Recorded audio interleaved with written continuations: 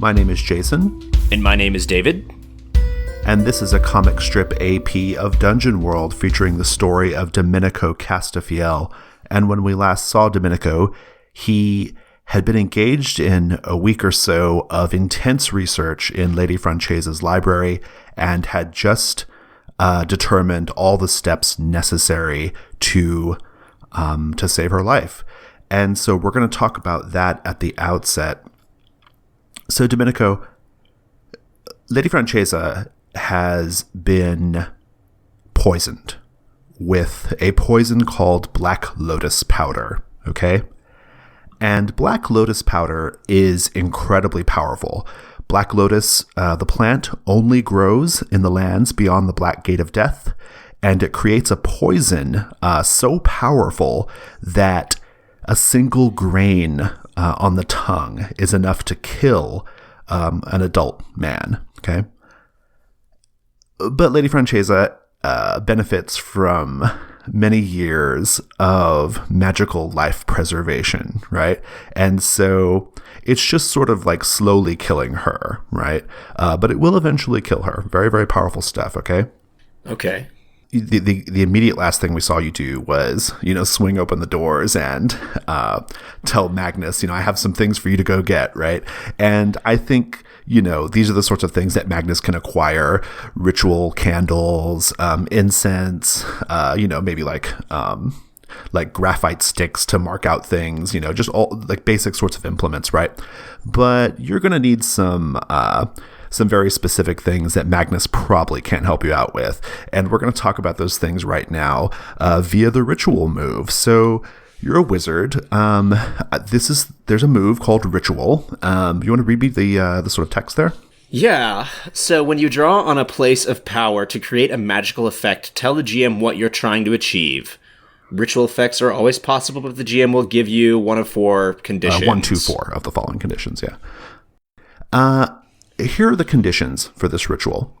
First, you're going to have to find a creature able to enter her body and either eat or extract every trace of the Black Lotus powder in her body.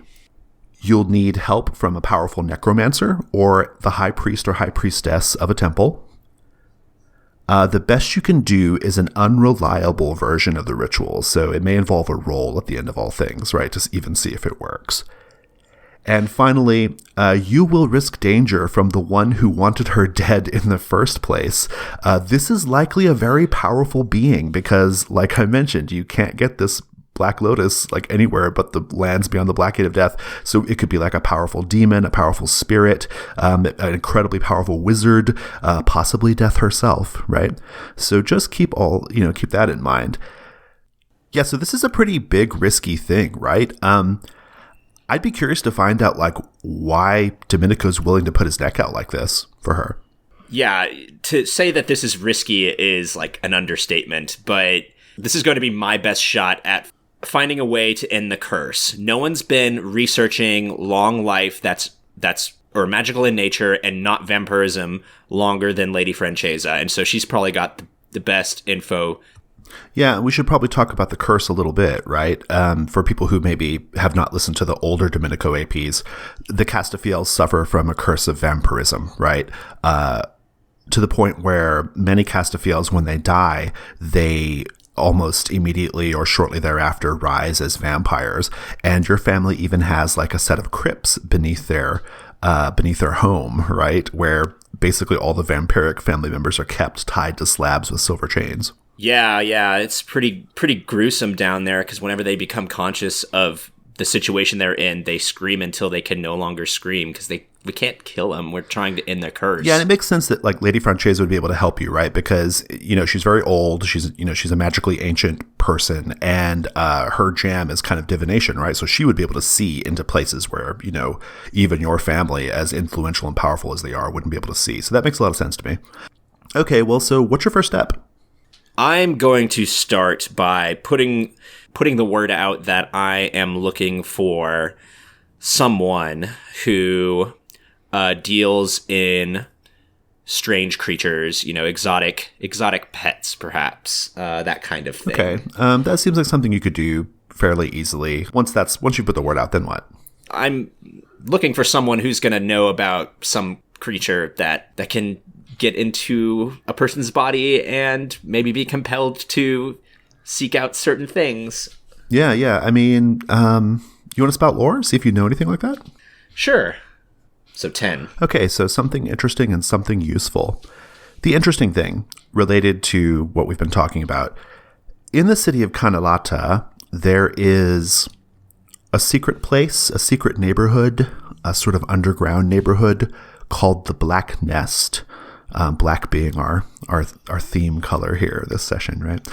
The Black Nest, it is a place of, for thieves, for smuggling, for people who get up to dark business and don't want to be seen by the authorities, right? It's that kind of place.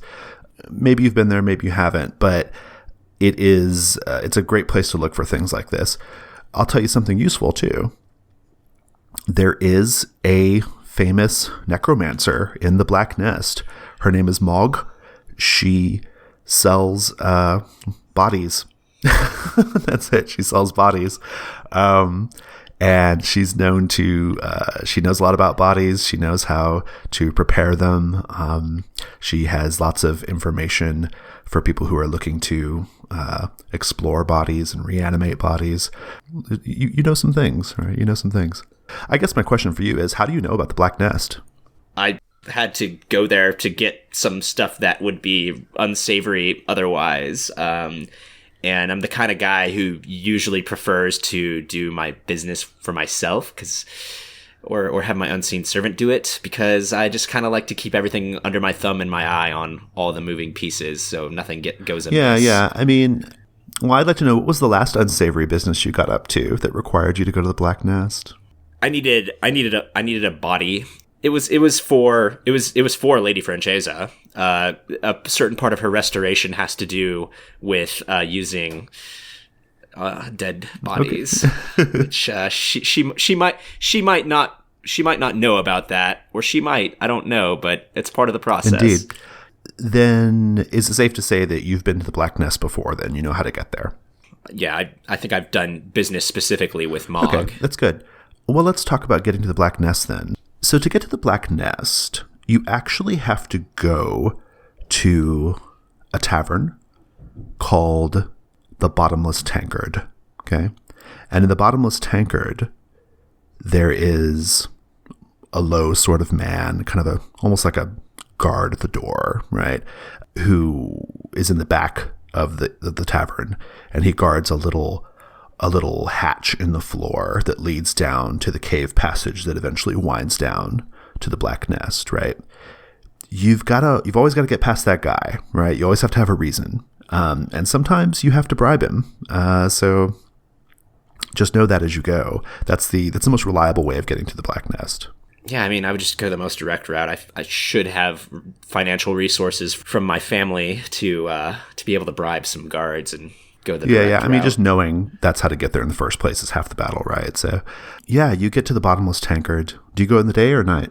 I go in the night, and I'm not dressed in Castafiel colors. I'm not wearing my signet ring or anything like that. So, just kind of dressed like in dark clothes, like dark, sort of nondescript clothing, or what? Yeah, I keep some clothes around specifically to blend in with the common people, as this is in a very common part of town, so yeah. Yeah, but it's still like painfully obvious because these clothes have clearly like never been worn before, even though they're not like finery.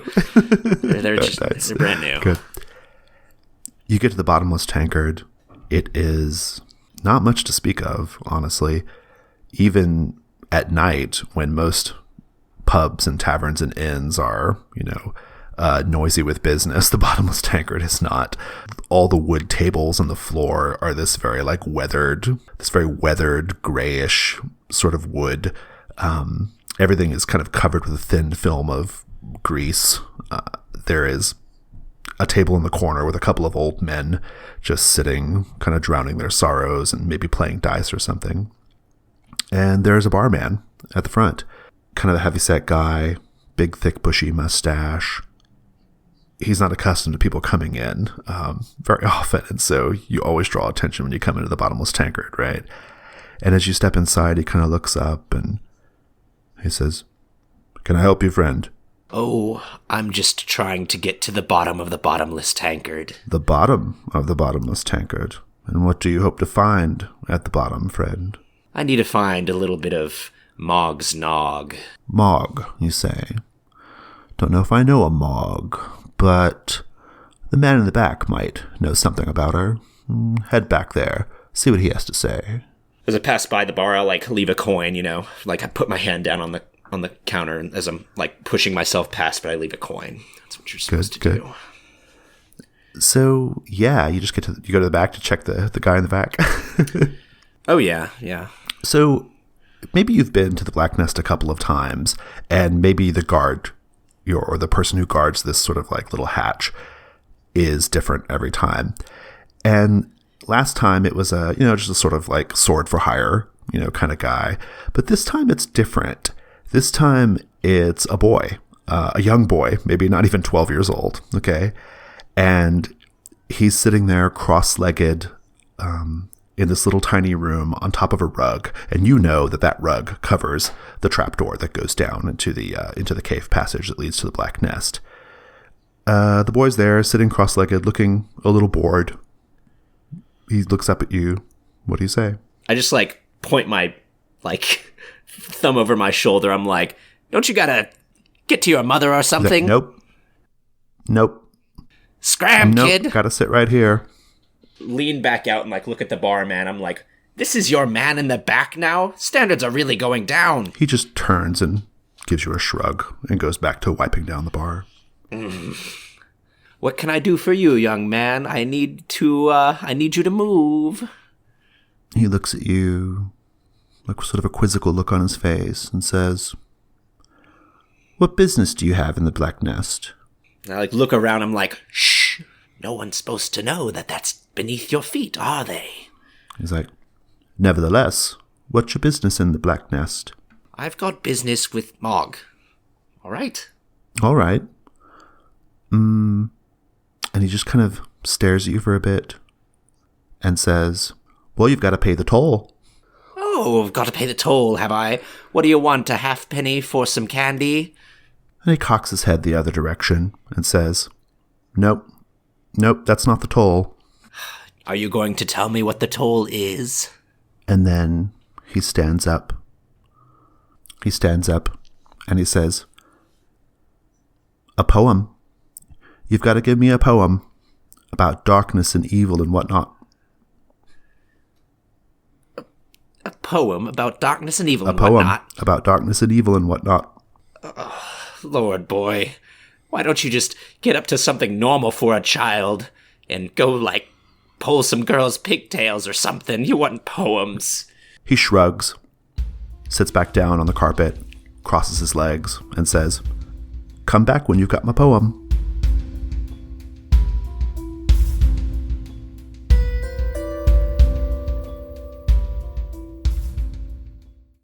Hi, this is Jason from the Gauntlet Gaming Community. If you enjoyed this episode of Comic Strip AP, please consider supporting the Gauntlet on Patreon. Our page can be found at patreon.com/gauntlet.